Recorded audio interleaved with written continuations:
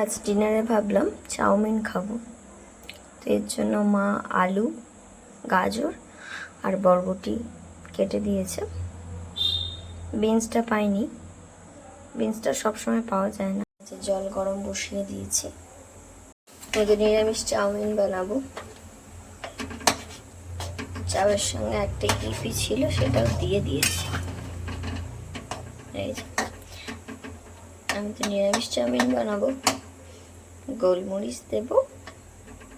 আর এখন তো আমার লঙ্কা খাওয়া একেবারেই বারণ, তো লঙ্কাও তো দেওয়া যাবে না। আর সবজির মধ্যে শুধু টমেটো দেবো একটা, আর একটুখানি সস দেব। চাউমিনটা সিদ্ধ করে নিয়েছি, এর মধ্যে একটু ঠান্ডা জলও দিয়ে দিয়েছি, নাহলে তলের চাউমিনগুলো না গলে যায়। এই যে কড়াইতে সাদা তেল দিয়ে দিয়েছি, সবজিগুলো ভালো করে ভেজে নেব। আগে আলুটা ভেজে নিই। আলুটা যখন হালকা ভাজা হয়ে গেলে বাকি সব সবজিগুলো দিয়ে দেবো।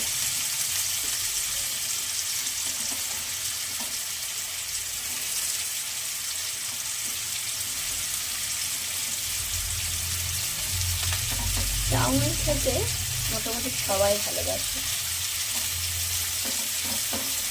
আমারও বেশ ভালোই লাগে।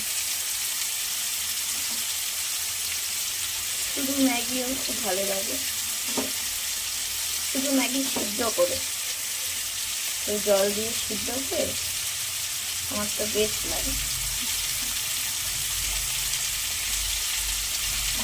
এর মধ্যে একটুখানি নুন দিয়ে দিই।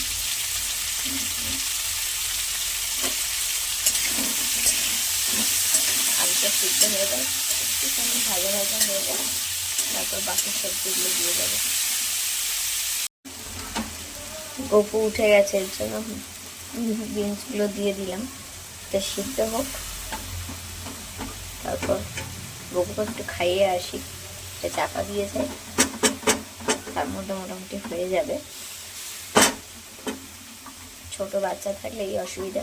মাই করতে চেয়েছিল, আমি বললাম না থাক আমি করি, তো কী করবো, কিছু করার নেই, সব সবজিগুলোই দিয়ে দিই, চাপা দিয়ে যাই একটু খাইয়ে আসি।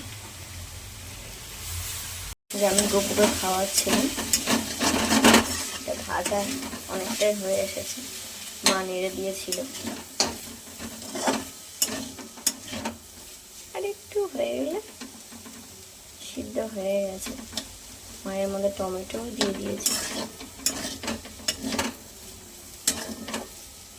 এটা ভালো ভাজা ভাজা হয়ে গেলে তখন চাউটা দিয়ে দেব,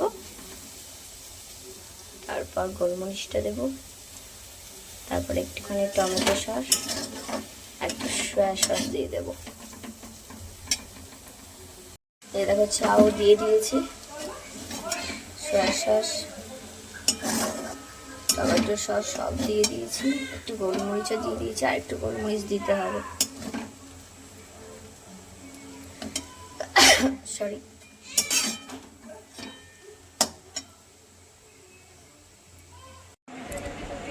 চাউমিন রেডি হয়ে গেছে, এখন আমি খাবো। আমাকে অবশ্যই জানাবে এই নিরামিষ চাউমিন তোমাদের কার কার খেতে ভালো লাগে। আমার তো ভীষণ ভালো লাগে, আর তোমাদের কার কার ভালো লাগে অবশ্যই আমাকে কমেন্ট করে জানিও।